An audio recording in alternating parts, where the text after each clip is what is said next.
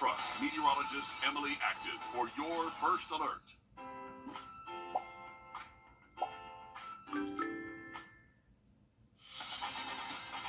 Live from Augusta, breaking news. All right, thanks for tuning in. We begin with great breaking news in the world of women's college basketball. The Lady Gamecocks completed the Revenge Tour, an undefeated season, with an 87-75 victory in the NCAA championship game against Iowa. Coach Dawn Staley wins her third national championship, and News 1226's sports director Dan Booth is live to break down the historic run for the Lady Gamecocks. Dan? Craig, this was a historic victory and a legendary season for the Gamecocks. Not only did they complete a perfect season and win the national championship, they shined on the brightest stage against the sport's all-time leading scorer, Caitlin Clark. The battle between the young, undefeated Gamecocks and a team led by one of the most impactful and iconic players we've ever seen was one of the most highly anticipated basketball games we've had in a really long time. This was a revenge game for Carolina because they lost to Iowa in the Final Four last year, and with their entire starting five graduating and going to the WNBA, they basically had to start over from scratch this year. A brand new starting five led by Camila Cardoso in the middle got the job done in spectacular fashion when many people thought they couldn't. Caitlin Clark dropped 30 points in this game, and so it took a team effort for the Gamecocks to get the job done. Here's what three-time national championship winning head coach Dawn Staley had to say about their unbelievable run after the game. I'm so incredibly happy for our players. It doesn't always end like you want it to end, much like last year. But my freshies are at the top of my heart because they wanted this, and I hope we can erase whatever pain they had last year, experiencing not being able to finish it here. So I'm just super proud of where I work. I'm super proud of our fans. I mean, it's awesome. It's awesome. It's unbelievable. Perfection, 38-0, just an amazing season for South Carolina. There is no doubt that Gamecocks fans are celebrating from Columbia to Cleveland and everywhere in between. To be only 15 minutes away and make it is just crazy, but to come here and win it is just another step of just excitement. And for the first time ever, a hometown kid has won in his age group at today's Drive, Chip, and Putt. It's the 10th anniversary of the Drive, Chip, and Putt event, and for Kip Madison, a boy from Evans, it's literally a dream come true. Sports director Dan Booth spoke to Kip and his family about how they're soaking it all in. Dan? Kip Madison is as friendly, polished, and polite of a 13-year-old you will ever see. After speaking with him about his incredible victory, I caught up with his family, friends, and coach just off 18. When it comes to his maturity, Lori Madison, Kip's mom, told me this proves golf is the best sport because it's not just, or it's more than just about golf. Can't believe I won. I thought getting here was winning, but to actually win it is just a dream come true. By winning the 12-13-year-old division, Kip Madison, born and raised in Evans, Georgia, is the first player from the Augusta area to win a Drive, Chip, and Putt national championship. To be only 15 minutes away and make it is just crazy, but to come here and win it is just another step of just excitement. When I saw that I actually won here, I was like, oh my gosh, this can't be real. I'm in a dream. So I was just so excited, and just to win at Augusta is just a dream come true. While preparing to compete on the national stage, Kip sought out the advice of his brother, Zane Madison, who qualified to compete in the Drive, Chip, and Putt a couple of years ago. He told me how fast the greens are, and I play at Westlake, and I played yesterday, and I thought our greens were fast, and then I got here, and I was like, what? It was like putting on glass. It was just incredible. Being a hometown hero means the gallery was filled with his friends and family to share this once-in-a-lifetime moment. My mom's friends, some of my little brother's friends, there's three or four of them here. So the fact that I get to share it with a dozen people or so is just incredible because everybody was rooting for me, and just to know that I have that many people wanting me to win was just incredible. In addition to playing golf, Kip also rides a unicycle, plays tennis and basketball, so clearly he's a young man with many, many talents. The first practice round for the 88th Masters Tournament is tomorrow, and some of the stars are already spending time out on the range. Will Zalatoris is getting some work in, and he's set to make his third Masters appearance. Both Zalatoris and Harris English were signing autographs for patrons. It will be the 11th time Ricky Fowler will play Augusta National. Fowler finished as the runner-up back in 2018. Jake Knapp is preparing to make his first Masters appearance, and we also saw Tiger Woods' caddy out on the range. We did not see Tiger when we were out there, but we do know that he's around and in Augusta. Now, we've got some great Masters coverage coming to you live from Augusta National all week long, so make sure to tune in along the way. Alrighty, thanks for that stellar coverage there, Dan. Well, it's the calm before master storm out there. Literally, speaking of storms, there could be some midweek storms coming in. Emily, what does this look like for our week? Yeah, Craig, we're tracking some showers come midweek, but the good news is we have another great day to end off our weekend. If you are out at SRP Park, definitely are enjoying those conditions out there. Currently, the Green Jackets are tied 1-1, and it's in the fourth quarter, LOL. That's how much I know about baseball. Fourth inning, there we go. We were talking about, I'm going to keep going, the fourth inning. Anyways, 71 current temperature right now. That dew point in those 30s, those wind speeds from the south-southwest at about 8 miles per hour. We're talking about wind speeds all week this week, just with those games going on. We're going to see top wind speeds anywhere from 10 to 15 miles per hour, but that's really going to hit on Monday. Tuesday looking a little bit calmer for us, but that's going to be the calm before the storm. Literally, we're expecting to see some showers and thunderstorms really throughout the day Thursday, so that's definitely going to put a wrench in some plans there. So feeling pretty confident that we are going to see some heavy rainfall again come Thursday, but I'm going to have this all broken down for you coming up soon. All right, thanks for teeing that up, Emily.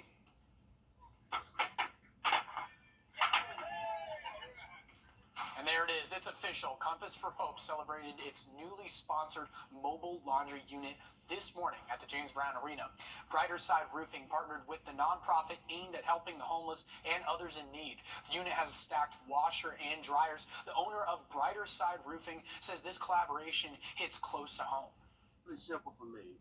16 years old, homeless, high school dropout. This community truly wrapped their arms around me. They embraced Brighter Side Roofing from day one. It's the name, Brighter Side Roofing. Brighter Side was the brighter side of life for me.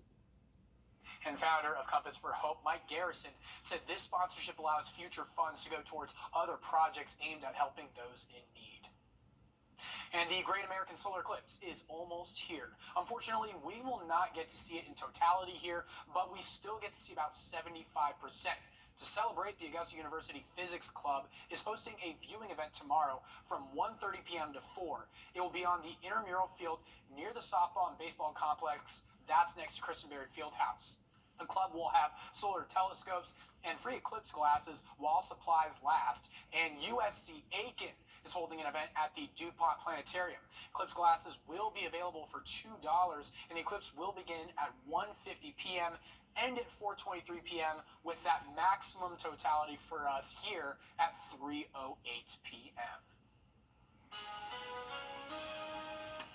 And we're keeping an eye on those conditions for the eclipse. Looks like we could be mostly clear to partly cloudy, but I'll have a check on your full forecast coming up.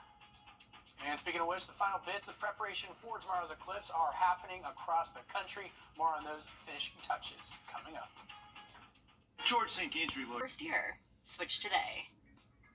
I'm so proud to be here at Piedmont Hospital and enjoy the people that I work with. What makes me proud of my team is to see them all grow and learn. I cannot think of any other place in this city that I would go work. Emery is always there. He's a straight leader.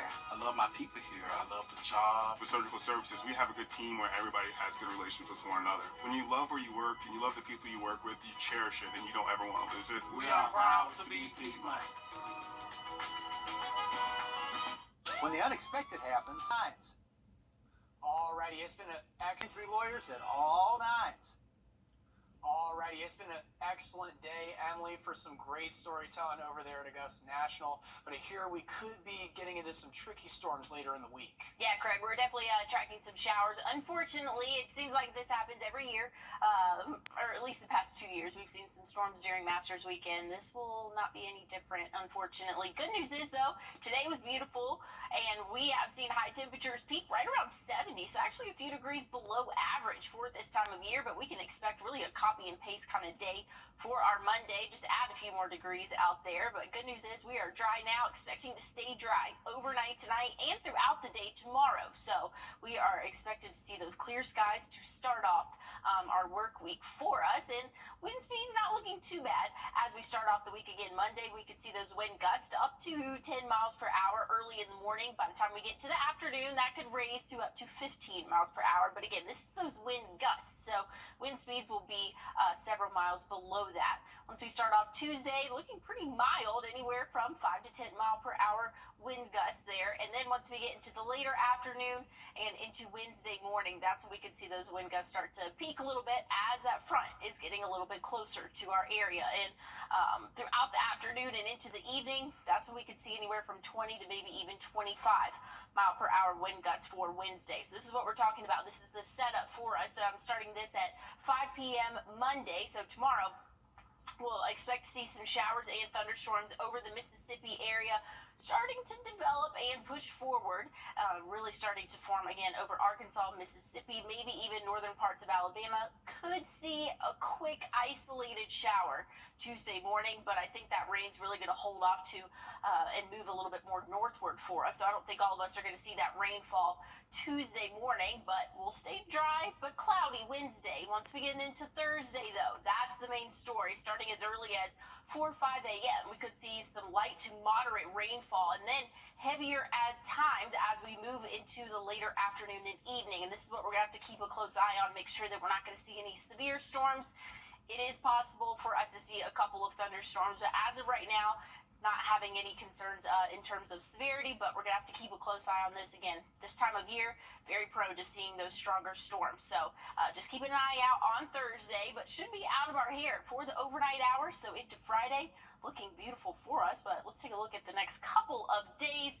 Again, this afternoon, we saw highs in those middle 70s, middle to lower 70s. Tomorrow, we'll be in those upper 70s. Definitely a warm day. A little bit cloudy, though, for our Tuesday, and we'll see those temperatures range in those middle to upper 70s. But don't want to forget about the solar eclipse tomorrow. Going to be clear to partly cloudy. I know the European model to the right of your screen is showing a little bit more cloud cover, but I'm really leaning heavy on the GFS model there. I really think that we're going to be mostly clear or all the way clear for the solar eclipse. That's definitely some good news. Again, turning cloudy though Tuesday, going to be in those upper 70s for the highs.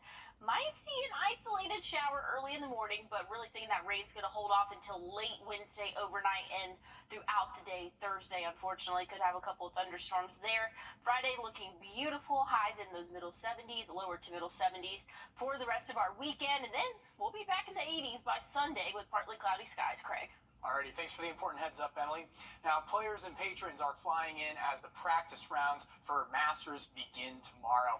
RJ Cover is live in the studio after being out at Augusta Regional and Daniel Field, catching some of those planes touching down. RJ, was anyone there with you watching the planes come in? With drive, chip, and putt wrapped up, Masters Week is here and thousands of people are coming to town to enjoy the tournament. Some watching the planes come in as people continue to arrive, hoping to see their favorite players. Some came from as close as North Augusta to as far as Atlanta to watch the planes touch down. It's another way to get in on the Masters Week fun if you aren't able to go to the tournament. They waited for multiple hours and even say they saw Tiger's plane touch down. As they watched the planes land, a few of them told me they hope to go to the tournament one day as well. Well, what brought me out here is my aviation enjoyment, but I love planes and all of that. And what brought me out here the most was just to try to see some of the biggest golfers there is out here. Lots of planes have been landing at both Augusta Regional Airport and Daniel Field Airport, with people and players coming in and getting ready for the tournament. On News 12 at 11, we'll hear more from people about why they come back to watch the planes touch down every year. Alrighty, thank you from Daniel and Augusta Regional Audrey for that coverage. Now, a total solar eclipse will put on a dramatic show Monday, and millions across America are getting ready for the event. The eclipse will be visible to 32 million people in the U.S. who live along the path of totality, where the moon will appear to entirely block out the sun. A whopping 99% of people in the U.S. will be able to at least glimpse at a partial eclipse when the moon covers part of the sun. Rob Kirkpatrick has more. America's gearing up for the total solar eclipse, now just hours away. We're going to have music blasting, and it's going to blast on our plaza and all through downtown Cleveland. The dramatic celestial show will happen Monday afternoon through Mexico, the U.S., and Canada, when the moon is directly in front of the sun, creating the solar eclipse. It'll be night, birds will chirp, crickets will crick, and generally there's a little bit of a breeze created by the cool air next to the warm air, and it's fantastic. It's been almost 7 years since a total solar eclipse arced over the United States, and this year it will be visible to 32 million people in the U.S. But don't worry if you're not in the path of totality. That's because 99% of the people in the U.S. will be able to glimpse at least a partial solar eclipse. And if you plan to be one of those people gazing up at the sky, don't forget to protect your eyes with specially made eclipse glasses. These are eclipse glasses. You can look straight at the sun with them. Even though they're paper and mylar plastic, they are about 100,000 times darker than sunglasses. Some eclipse watchers will have to watch out for something else: the weather.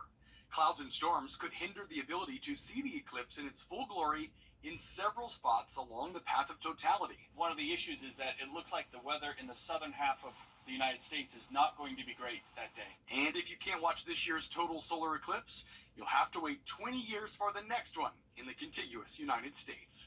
I'm Rob Kirkpatrick reporting. Alright, so if you won't take our word for it, y'all, Bill Nye the Science Guy, go. It says eclipse glasses are a must. I love Bill Nye, DC native, back from home, and he loves all things Washington Nationals. I love it. You can't argue with Bill Nye. Exactly. When that VHS TV rolled into the classroom, you knew it was gonna be a good day. Bill. I love it. I love it. Go on and on about that. Oh my God. Yeah, good to see. And I'm sticking with our models that we have here. I think that we're going to be mostly clear for the solar eclipse on Monday. So I'm looking forward to it, Craig. Alrighty, thanks for that, Emily. Well, coming up, Israeli troops are reducing their... And a strong storm system in Colorado is bringing strong winds and high fire dangers to parts of the state, while other areas are seeing snow and colder temperatures. Overnight winds topped out at 96 miles per hour in some areas, toppling trees and power lines. A tree went through the roof of a home as well, but fortunately there are no injuries. A power company cut off its electricity in areas with wildfire dangers, but the people living there say they were not ready for that move. We need much more advance notice than what we got. Since this was a preemptive plan, and they knew they were going to turn the power off, and so they needed to let people know so they could prepare. The company did say they let people know ahead of time. Nearly 55,000 customers across 6 counties in Colorado were affected. And gas prices have risen by 7 cents in the past 2 weeks. The national average price for regular gas is around $3.67.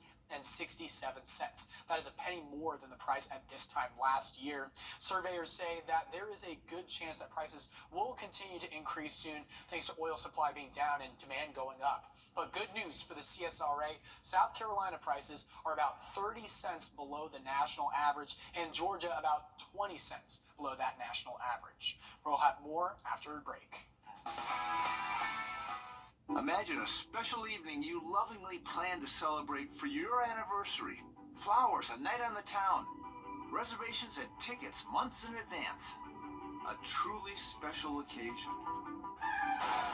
Imagine going to the hospital instead. A night of celebration turns into weeks of pain. George Sink Injury Lawyers will be there for you. Our team has the experience to help you get your money faster. Just call all 9s now. Injured by... One more story before we go. As you can already tell, I'm still here in the studio, and that's because a lucky player from Oregon won the $1.3 billion Powerball jackpot, ending a streak of more than 3 months without a winner. Comes after last night's drawing was delayed because one lottery needed extra time to complete the security procedures. The jackpot was the 4th highest in Powerball history, with a cash value of $621 million. The winner could choose between annual payments or that lump sum of the $621 million.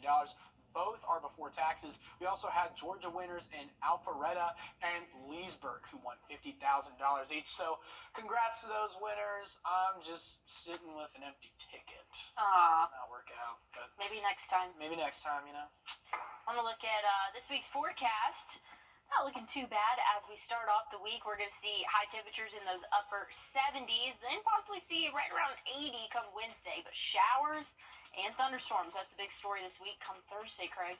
Well, thanks for that, Emily, and thank you all for joining us here on News 12 at 6 o'clock. Be sure to join us more at 11 with news, weather, and sports before you start your work week. Foundation